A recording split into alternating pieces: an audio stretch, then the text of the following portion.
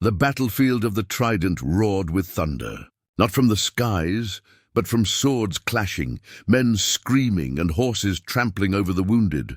It was the final stand in the war for the Iron Throne, and at the center of it all stood Prince Rhaegar Targaryen, shining like a silver flame on his black-armored horse, with the ruby-studded breastplate that made him look almost otherworldly. But this time, it wasn't Robert Baratheon charging toward him with that famous warhammer. It was Eddard Stark, Lord of Winterfell. He had ridden faster, fought harder, and reached Rhaegar before anyone else.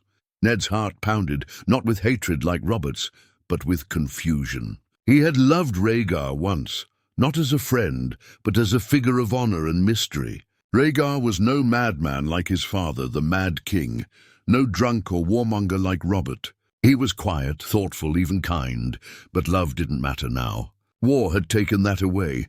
Rhaegar saw Ned and smiled sadly. He raised his sword. "Lord Stark, do you truly wish this?" "I don't wish it," Ned said, sword-ready, eyes filled with pain. "But I must." Their swords clashed like thunder. Ned was fast, but Rhaegar was trained from birth to be a warrior. They fought hard, back and forth, steel ringing again and again. The river Trident splashed red with blood around them. Finally, Rhaegar hesitated, just a blink, and Ned saw his opening. He drove his sword through Rhaegar's chest. Piercing through the rubies, Rhaegar gasped. Blood filled his mouth. "Tell her. I loved her." Then he fell into the river, dead. Rubies floated on the water, and with them floated a future that would never be the same.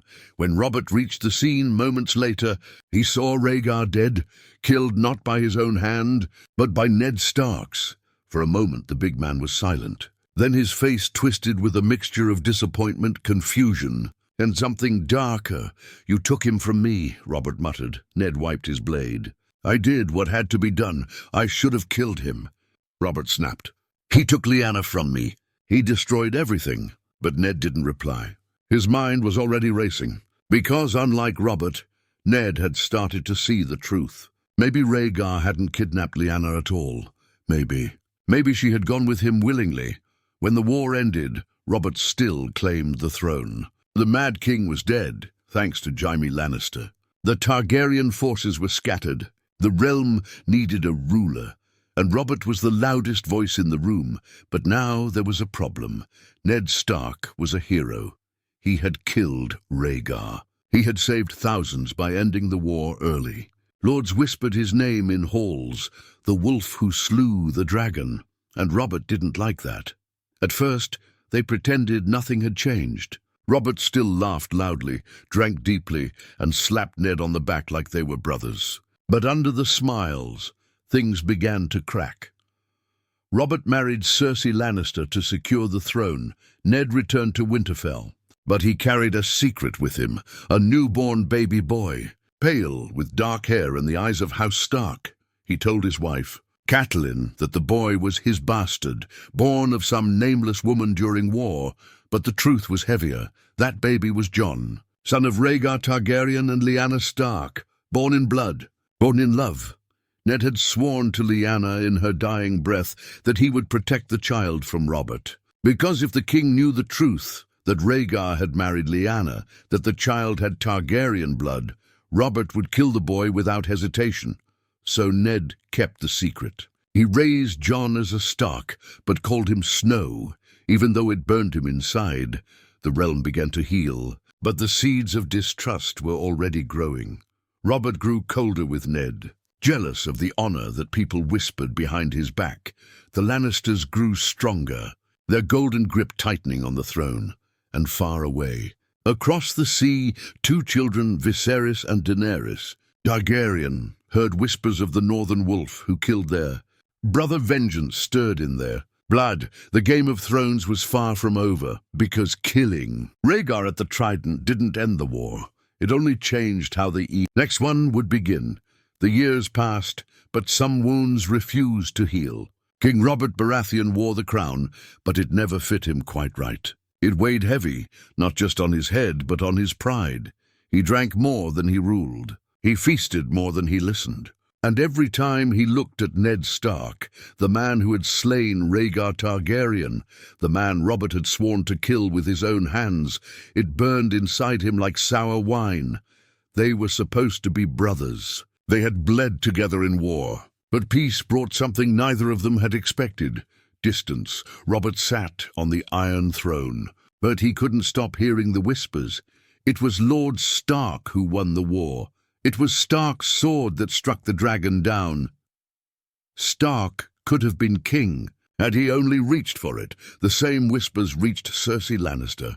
And if there was one thing Cersei feared more than being unloved by Robert, it was losing power. So she leaned close to the king one night, her voice like poison in his ear. "Eddard Stark keeps secrets," she said. "Why else would he raise a bastard in his own home like a trueborn? A northern lord who cannot even control his own desires?" Robert had waved her off at first. But once doubt takes root, it grows fast. In Winterfell, Ned Stark watched his children grow while a storm brewed silently in his heart. Jon Snow was nearly 10 now. Quiet, thoughtful, sharper than most his age. He asked questions, too many sometimes, and looked at Ned with eyes that were too honest, too full of wonder, and Ned couldn't answer half the questions Jon asked. "Who was my mother? Did she love you? Why won't you ever tell me?"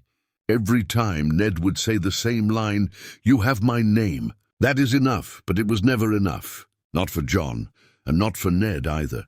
He remembered Lyanna's face every time he looked at the boy. Not the wild, laughing Lyanna of their youth, but the pale, dying girl in the bed of blood, whispering with her last breath, "Promise me, Ned." And he had promised. God's help him, he had promised. But secrets like wolves do not stay buried in the snow forever. A raven arrived from King's Landing. King Robert was riding north. The news struck Winterfell like thunder. Catelyn was nervous. The king coming to their doorstep after 10 years? Why now? But Ned knew. He felt it in his bones. Robert wasn't just coming for a visit. He wanted something. When the royal procession finally arrived, it looked like a parade of gold and crimson, Lannister lions flashing on banners, silk and steel shining under the northern sun. Robert himself had grown fat and red-faced, but his eyes were still sharp beneath the drink. He crushed Ned in a hug that felt too hard, too fake. "You've gotten older," Robert laughed. "So have you," Ned said calmly. Later, in the quiet of the crypts, Robert made his move. "I want you in King's Landing," he said, voice low. "As Hand of the King," Ned froze. "I need someone I can trust. Someone who won't lie to me. These snakes in my court, they'd sell their own mothers for a pouch of silver. But you, Ned, I trust you." But Ned wasn't a fool. "You don't trust me, Robert." "Not truly. Not since the Trident." Robert looked away. "I should have killed him." Ned didn't answer. "I still dream of it," Robert muttered, smashing his chest in, watching him beg. "But you robbed me of that."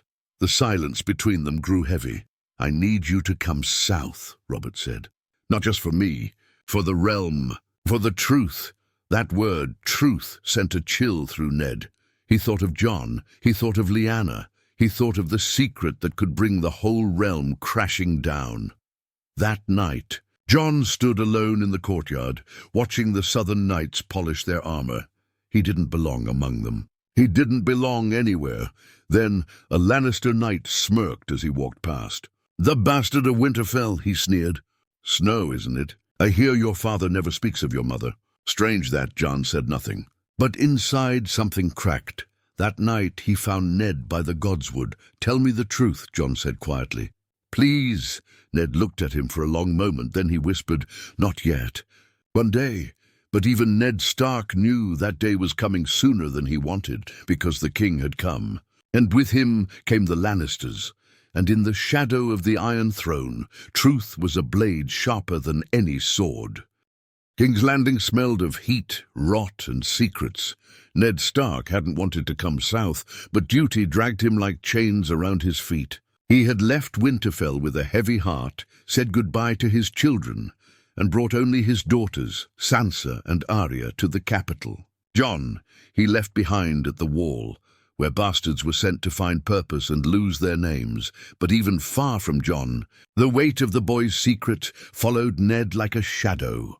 The moment he arrived at the Red Keep, he saw it clearly. This place was not ruled by a king. It was ruled by whispers, by gold, and by lions. Cersei Lannister was colder than the North itself. Her smile didn't reach her eyes, and her words were dipped in honeyed poison. She watched Ned closely, always with her twin Jaime nearby, a smirk on his golden face, like he knew something everyone else didn't. Then there was Littlefinger, Petyr Baelish, a man who looked like a friend, but smiled like a dagger. "You shouldn't trust anyone here." "Lord Stark," he told Ned over wine. "Not even me." And Varys, the spider, slithered through the halls with his soft voice and softer feet. "Secrets," he whispered one day, "are worth more than armies." Ned was no fool. He knew he had stepped into a den of snakes Robert barely ruled. He hunted, drank, and laughed too loud at things no one found funny. He slapped Ned on the back and called him brother, but it meant nothing. Because when Robert wasn't drinking, he was burning with bitterness. One night, Robert sat beside Ned, half drunk, staring into the fire. "I see him in my dreams," he muttered. "Rhaegar, wearing that bloody armor. Do you think he smiled when you killed him?" Ned didn't answer, because he didn't want to remember Rhaegar's last words. Tell her I loved her, but the past wasn't done with Ned yet. When Jon Arryn, the previous hand, died, most thought it was illness. Ned wasn't so sure. Jon had died suddenly, quietly, and just before his death, he'd been asking strange questions. Questions about royal children. That trail led Ned straight to the heart of something dangerous. He looked at the king's children, Joffrey, Myrcella, and Tommen, and a dark thought crept in. Golden hair. All three, but Robert had black hair. Every Baratheon for generations had black hair. Even Robert's bastards, Ned had quietly found too, had the same dark hair, the same features, but Joffrey, he didn't have a drop of it. The truth hit Ned like a sword to the gut. The children weren't Robert's, they were Jaime's, Cersei's. The queen had been lying, and the throne was built on that lie. He confronted her in the Godswood, away from eyes and ears. "I know what you've done," Ned said coldly. Cersei didn't flinch. "Do you? And what will you do with that knowledge, Lord Stark?" "Robert must know." "He has the right." Cersei stepped close, voice like a snake wrapping around his neck. "And if he knows, what then? Or blood in the streets? He'll kill my children, Ned. They're not his. They're innocent. No, they are bastards born of incest." "You've made a fool of the realm," she smiled. "Then strike. Tell him." But Ned hesitated, because even now he remembered Jon, the innocent child he had raised. A child of a forbidden love. A child born with a dangerous name. And he knew what Robert would do to children with Targaryen blood. Would he do the same to Lannister blood? Ned gave her one chance. "Take your children. Leave the city. Flee before Robert returns from the hunt." But Cersei Lannister was no fool, and Ned Stark had made the biggest mistake of his life. 3 days later, King Robert was dead. A boar had gored him during the hunt, but Varys said softly, "Wine killed him faster than tusks ever could." Ned knew what that meant. Cersei had moved faster, poisoned him before he could act, and now Joffrey sat on the throne, a golden-haired boy with a cruel smile and a false claim. Ned prepared to strike. He had a letter, signed by Robert before death, naming Ned as Lord Protector until the true heir could be found, but the Lannisters moved first. At dawn, Ned was betrayed. Petyr Baelish, the man who whispered like a friend, turned a blade on him. "I told you not to trust me," he said with a smile. The gold cloaks he thought were his switched sides. Ned's men were cut down in the halls of the Red Keep, and Ned Stark, the man who had killed Rhaegar, the quiet wolf of the North, was dragged in chains before the Iron Throne. And all the while, far away in the north, Jon Snow trained at the wall, unaware of the fire that was about to burn the realm, or the blood in his veins that could make him a king. Chains bit into Ned Stark's wrists as he knelt in the throne room. The Iron Throne loomed behind Joffrey Baratheon like a beast of blades. The boy king sat tall, wearing a crown too heavy for his petty head and a grin too cruel for any child. Cersei stood beside him, cold and regal. Jaime leaned against a pillar, hand resting on his sword. Littlefinger watched with amusement, Varys with silence. The court was full, but no one spoke for Eddard Stark. The man who had slain the Dragon Prince now knelt as a traitor. Ned stared up at Joffrey, heart full of disgust. "You have no claim to that throne," he said, voice clear. "Your blood is false." "You are no son of Robert Baratheon," gasps echoed. But Joffrey only smiled wider. "My father is the king," he said simply. "And now he's dead." "So I am king." Cersei stepped forward. "Lord Stark is confused. He mourns a friend and speaks in grief." "I speak in truth," Ned snapped. "Your children are born of incest." Guards moved instantly. Cersei's eyes darkened like a storm. "Take him back to the dungeons," she ordered. "Let him rot, while he remembers how to hold his tongue." Word of Ned Stark's arrest reached the north like lightning in a dry forest. Robb Stark, only 17, felt fire rise in his blood. His father, honorable, loyal, quiet, was now a prisoner of lions. He gathered the bannermen. The wolves howled again. Winter was coming, and it would come with swords. But while war brewed in the south and the north began to rise, one boy stood far away at the edge of the world, Jon Snow. At the wall, things were changing. Jon had taken his vows, sworn himself to the Night's Watch, but something restless lived inside him. He had dreams he couldn't explain. Wolves with burning eyes, dragons flying over black skies, and a voice calling from a tower shrouded in snow. Then the raven came. Not a normal raven, a black one, carrying a letter from Winterfell. "Your father has been taken. Your sisters are in danger. The king is dead." Jon stood frozen in the snow, fists clenched. "My father needs me," he told Lord Commander Mormont. "You swore an oath," Mormont reminded him. "No crowns, no family, no glory." But oaths meant little when blood cried out. That night Jon tried to leave the wall. Ghost, his direwolf, followed quietly. But before he could cross, his brothers caught him. They dragged him back, shouting, but Jon didn't fight. Because deep down he knew his place was still here. But one day he'd ride south, and when he did, he'd learn the truth. Back in King's Landing, Sansa Stark knelt before the Queen. She begged for mercy, for her father's life. "He didn't mean it," she cried. "He's loyal." He only spoke out of fear. Cersei saw the cracks forming in the girl's heart and played her part well. "If he confesses," the Queen said softly, "we'll spare his life. He can take the black, join the wall, live out his days in peace." Sansa nodded, desperate, innocent. In the dark of the dungeon, Varys came to Ned. "You are surrounded by lions," he said quietly. "But your silence has teeth of its own." "I spoke the truth," Ned said. "That's all I have. Truth can't save you here." "But a lie might." Ned looked at the spider. "If you confess to treason," Varys said, "the Queen will let you live. You'll take the black. See your bastard son again, perhaps. Live. And Joffrey will remain king. But the realm will be at peace." Ned thought of Sansa, of Arya, missing somewhere in the city, of Jon, standing alone at the edge of the world. Honor was a sword that had already stabbed him once, but this time he'd sheathe it. On the steps of the Great Sept a crowd gathered. Eddard Stark, once Lord of Winterfell, was dragged before them. Gaunt and pale, he looked up, saw Sansa crying in the balcony. He nodded gently to her. Then, with a voice steady but dead inside, he said, "I betrayed the king. I plotted treason. I regret it," gasps echoed again.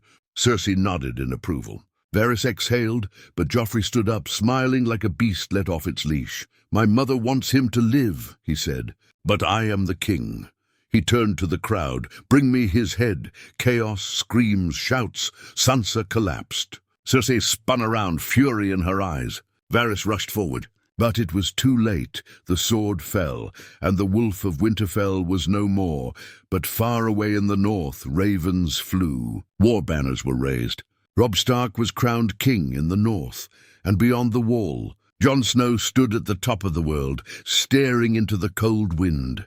Somewhere deep inside, something awakened, a fire, a memory, a truth he didn't yet know, but soon would, because the blood of dragons still lived, and it burned in the veins of the last boy who still called Ned Stark father.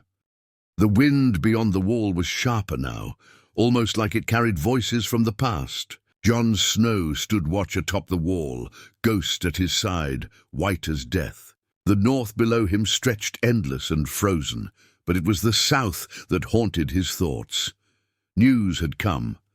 Ned Stark was dead, beheaded in King's Landing, called a traitor, labeled a liar. Jon hadn't believed it, not until Sam handed him the scroll with shaking hands. He had no words, no tears. Just a deep silence, a coldness far worse than any snow. He walked alone that night, far beyond the wall, deeper than rangers dared. Ghost followed without a sound. There, in the quiet of the woods, Jon screamed, loud, raw. A boy's grief turned into a man's fury. Why? He shouted to no one. He was the only good man. Only the wind answered. But Ghost stopped suddenly, ears high, growling low. A figure stepped from the trees, old, hooded, wrapped in fur. Eyes sharp as a blade. Grief makes you loud, the man said. The dead prefer silence. Jon reached for his sword, but the man raised a hand. I bring no harm, bastard of Winterfell. Who are you? A friend to wolves. And to truth, Jon narrowed his eyes. I knew your uncle, Benjen. I knew your father too, though not in the way you believe. Jon froze. You knew Ned Stark? The man laughed softly. I knew Rhaegar. Jon's heart skipped. The Dragon Prince? Yes, and the woman he loved, Lyanna Stark. The name hit like a hammer. She was my aunt, Jon said carefully. Was she? The man tilted his head. Or was she more? Jon stared at him, unable to breathe. The man stepped closer. The truth lives in your blood, Jon Snow, but it's buried in lies. Lies told by those who loved you too much to let you burn. He handed Jon a folded cloth. Inside was a piece of old parchment, faded, nearly crumbling. A birth record. Name, Jaehaerys. Father, Rhaegar Targaryen. Mother, Lyanna Stark. Born, Tower of Joy, Dawn. Jon's hands trembled. No, that can't be. Ned Stark raised you as his own to protect you, because Robert would have killed a Targaryen child without hesitation. Even a newborn. The truth shattered everything Jon believed. He wasn't a bastard. He wasn't Ned Stark's shame. He was the son of a dragon and a wolf. South of the narrow sea, another Targaryen child was rising. Daenerys Stormborn, last daughter of the Mad King, now mother of dragons. In the red sands of Essos, her power was growing. She had freed slaves, crushed cruel masters, and now ruled over cities with fire and blood. But even as she rose, she felt a hollow in her heart. Her brother Viserys was long dead, burned by his own greed. She was alone, or so she thought. Then came a whisper, a merchant from Westeros. A letter from a spy, there is another. A boy, raised in the north. The last true-born son of Rhaegar. Her blood turned to flame. Where is he? She demanded. In the Night's Watch, she smiled. Even better. I'll burn the wall down myself if I have to. In King's Landing, chaos reigned behind golden curtains. King Joffrey ruled with a cruelty only spoiled children possess. His mother whispered in his ear. His uncle Jaime watched with restless eyes. And Tyrion Lannister, the imp, the only one with sense, began to suspect something darker was coming. The North was in open rebellion. Robb Stark had not knelt. He had raised his banners, won victories, taken Lannister soldiers captive, but something else troubled. Tyrion More Varys spoke of dragons in the east. Whispers of Jon Snow's bloodline reached the wrong ears. If Jon Snow was truly Rhaegar's son, the realm would burn in war again, and Tyrion knew it wasn't just thrones at stake anymore. It was the world itself. At the wall, Jon stood under the stars, the letter pressed in his hand. He hadn't told Sam. Not yet. He hadn't spoken to anyone. How could he? The son of Rhaegar Targaryen, the last heir to a throne he never wanted, but maybe Maybe it wasn't about wanting it. Maybe it was about stopping the ones who did. He looked down at Ghost, who stared up with red eyes that saw everything. "Not yet," Jon whispered, "but soon, far away." Daenerys mounted her black dragon Drogon. "Fly," she said, "to Westeros, to war, to the throne, to the cousin she didn't know existed, and in the crypts of Winterfell." The stone face of Lyanna Stark waited in silence, her secret finally rising from the shadows. The cold winds grew louder, north of the wall, beyond even the reach of Night's Watch patrols. The dead were stirring, eyes pale as moonlight, skin stretched tight over bones. Thousands of them, silent, patient, marching not with rage but with purpose. At their head walked the Night King, carved from ice and ancient hate. He did not speak. He did not need to. His eyes, blue and burning, looked south, because now the wall was cracking, not in stone, not in structure, but in spirit. The north was broken, the south was burning, and no one was watching the darkness creeping from the edge of the world. At Castle Black, Jon Snow could feel it. It wasn't just the truth in his blood that kept him awake now. It was something else. A pull, a pressure in the air like a storm no one could see. He stood atop the wall that night, eyes scanning the trees far below. "They're coming," he said quietly. Sam stood beside him, breathing hard, and clutching old books he'd stolen from the Meisters before Jon could even ask. "There's something you need to see," Sam said, unrolling a cracked scroll. "It's old Valyrian. Translations were difficult, but I think I figured it out." Jon frowned. "What is it?" "It's not just a story," Sam whispered. "The Long Night, the White Walkers, they weren't just some winter tale to scare children. This says they return every time fire and blood threaten to split the world again." Jon's mouth went dry. "They wake when Targaryen blood rises," Sam said. Thousands of miles away, Daenerys Targaryen stood on the deck of a black-sailed ship. Dragons circled above, wings tearing through the sky like thunder. They were close now. The shores of Westeros were within reach. She had armies, dragons, allies, but no peace. The night before, she had sat alone in her cabin, staring at a small scroll, one that whispered of a boy in the north, the son of Rhaegar. Her brother, he would be king before me, she whispered to herself. Her blood burned. Was it jealousy or fear? Would he be her ally? Or another enemy to crush? In Winterfell, Robb Stark read the reports with a clenched jaw. Jon Snow. No, not Snow, not truly. The bastard was gone. He was a dragon's son. Catelyn Stark's voice echoed in his memory, sharp as a blade. "That boy is not ours. He brings nothing but danger." Now it was true. Robb paced the great hall. The lords watched him waiting. "Should we march on the wall?" One of them asked. "If this dragon boy comes south, he might demand your crown." Robb said nothing. He didn't fear Jon, but he feared what the realm would do to him. How many would kneel? How many would switch sides? How many would forget the name Stark? In the capital, King's Landing was rotting from within. Joffrey ruled with paranoia. He ordered executions on a whim, tortured servants for imagined slights. The gold cloaks were restless, the people starving, and Tyrion Lannister watched it all from behind a goblet of wine. Varys leaned close one night. 3 rulers rise, the spider said. A wolf in the north, a dragon across the sea, and a mad child on the throne. Tyrion laughed bitterly. "And what are we supposed to do? Pick one and pray they don't burn us last?" Varys didn't smile. "I intend to survive," he said, "even if the world burns around me." At the wall, Jon stood before Lord Commander Mormont. "I need to leave," he said. "You swore an oath," Mormont replied. "The oath was to protect the realm," Jon said. "The realm doesn't just end here. If Daenerys Targaryen crosses the sea with dragons and armies, if the dead rise beyond this wall, and if men in the south still call monsters kings, then what good are we doing standing here in silence?" Mormont looked at him long and hard, and then he gave a slow nod.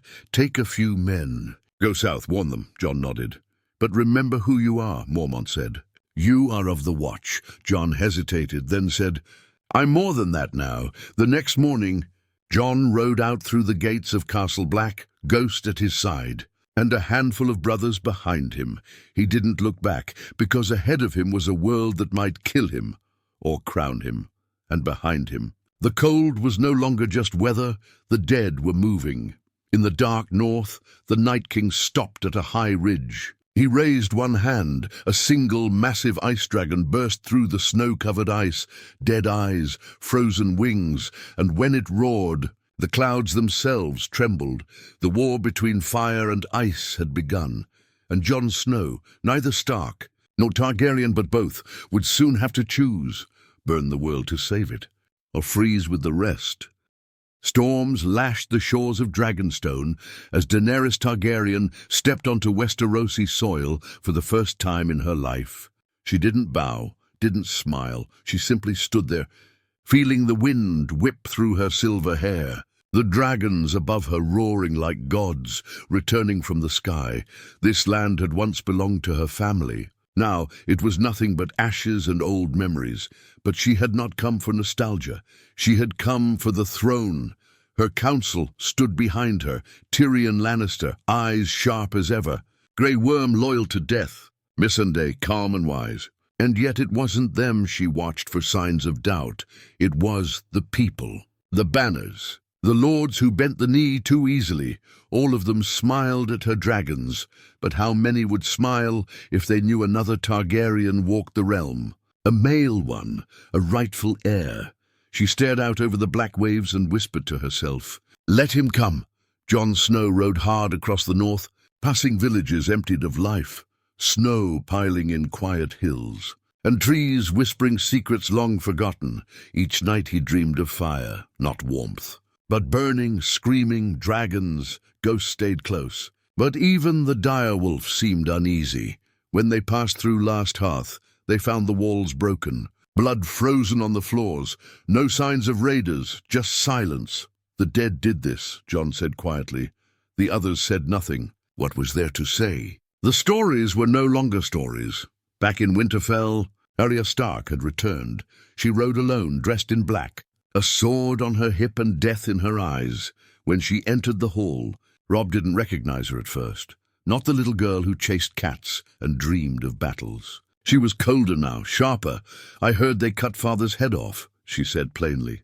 "I want the Lannister who ordered it," Robb frowned. "Joffrey is dead," Arya tilted her head. "Then I'll take Cersei." Robb stared at his sister. "You're not the same." "None of us are," Arya said. "The ones who stayed soft are all in the ground." At Dragonstone, ravens arrived. One from the Wall, one from Winterfell, and one from the Citadel. Each warned of the same thing: the dead were no longer myths. They were marching. Tyrion read the letters out loud in the council room. The Night King leads them. Thousands. They move south. Daenerys stood silent. Then she spoke. "We fly north." "Your Grace," Tyrion said carefully, "you came here to take the throne." "And what use is a throne," Daenerys snapped, "if there's no world left to rule?"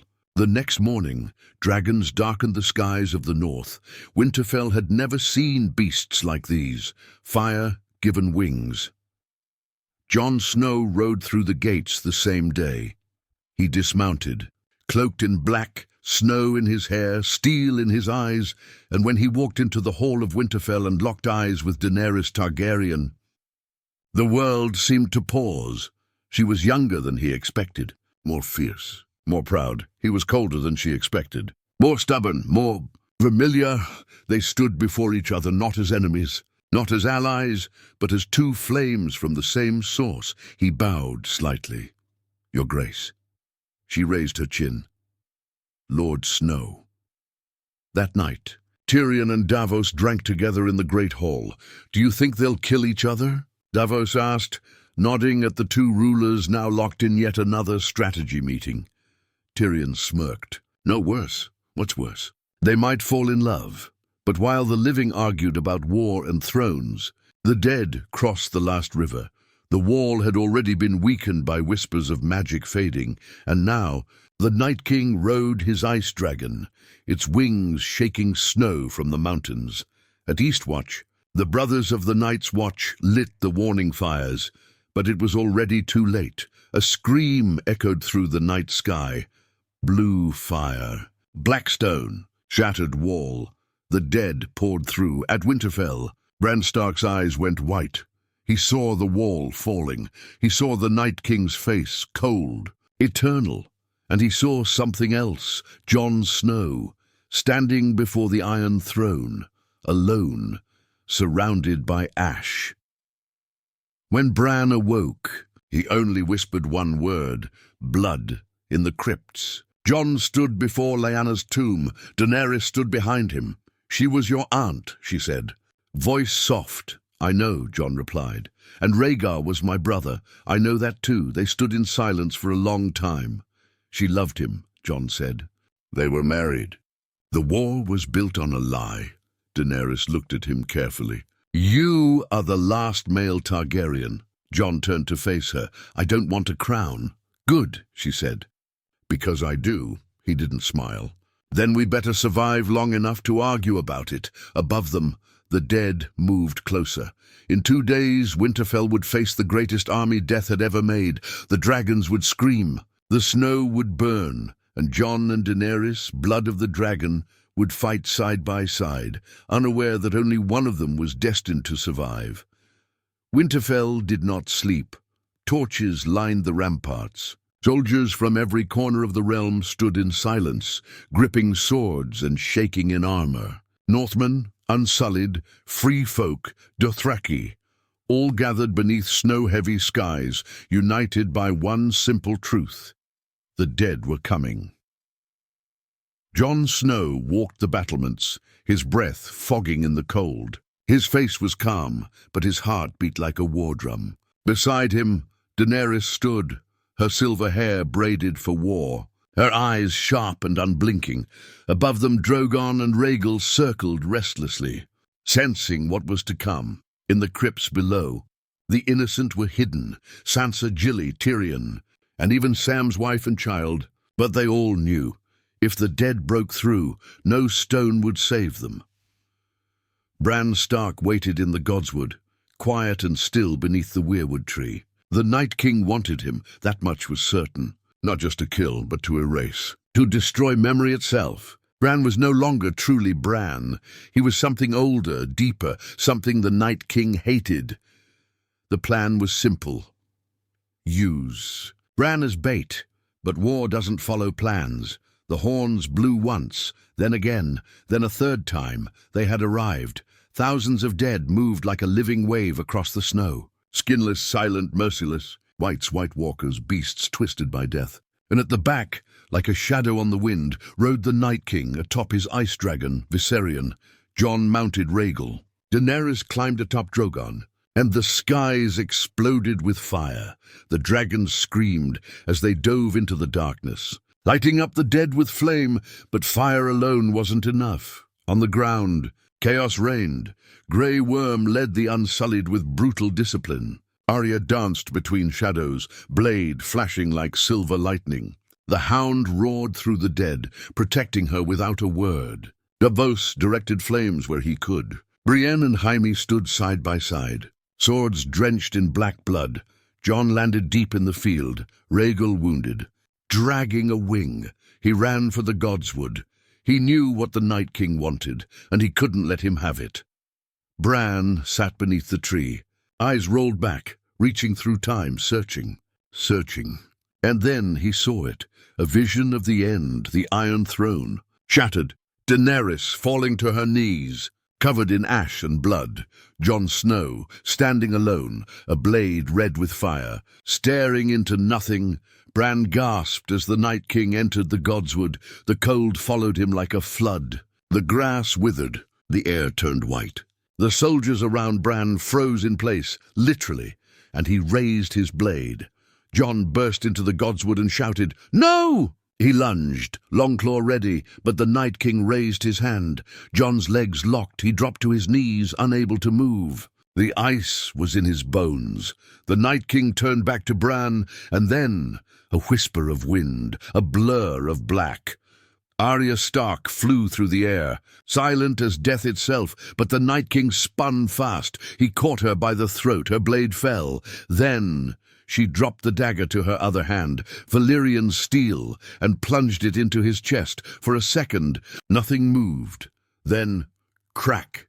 His skin split like shattered glass. The Night King exploded into frost. All across the field, the whites collapsed. The army of the dead ended in an instant. Screams turned to silence. Winter had been broken. At sunrise, the fires burned high, bodies stacked in rows. Too many. Tormund, Jorah, Grey Worm, even Rhaegar had fallen. Daenerys stood before the pyres, her face empty. Jon stepped beside her, bloodied and pale. "He's gone," she whispered. "Yes," Jon said, "because of Arya." Jon nodded, but Daenerys didn't smile. "She'll be remembered." "But what happens now, Jon?" Jon looked at the flames. "What always happens. People start looking for a crown." Daenerys turned to him slowly. "And you? What will you do?" Jon didn't answer, because even now whispers had already begun. In the weeks that followed, banners gathered again. Not for war, but for the question, who would rule? Some called for Daenerys, breaker of chains, mother of dragons. But others now whispered of Jon Snow, who led the charge, who united the living, who had Targaryen blood. Even Tyrion struggled. "She freed the world," he told Varys, "but he made them believe in something more than fire." One night, Jon walked alone to the crypts. He stood before Ned Stark's statue. "I never wanted it," he said quietly. "Any of it." Then Daenerys appeared. "I know," she said. She walked close, placed a hand on his chest. "But I do." Jon looked into her eyes, and for the first time saw something new. Desperation, obsession. He stepped back, and she saw the answer in his silence. The next morning, Daenerys Targaryen was found dead in the throne room, a dagger in her chest. Drogon screamed across the skies, took her body and vanished into the clouds. No one ever saw him again. Jon turned himself. Then he refused the crown. He refused freedom. Bran, the Broken, was crowned king. Tyrion led his council. Sansa ruled the north as queen. Arya sailed west, never looking back. And Jon Snow returned to the wall, where it all began. But beyond the wall, the snows had melted. Green broke through the frost, and Jon rode north with Ghost into the wild, no longer a bastard,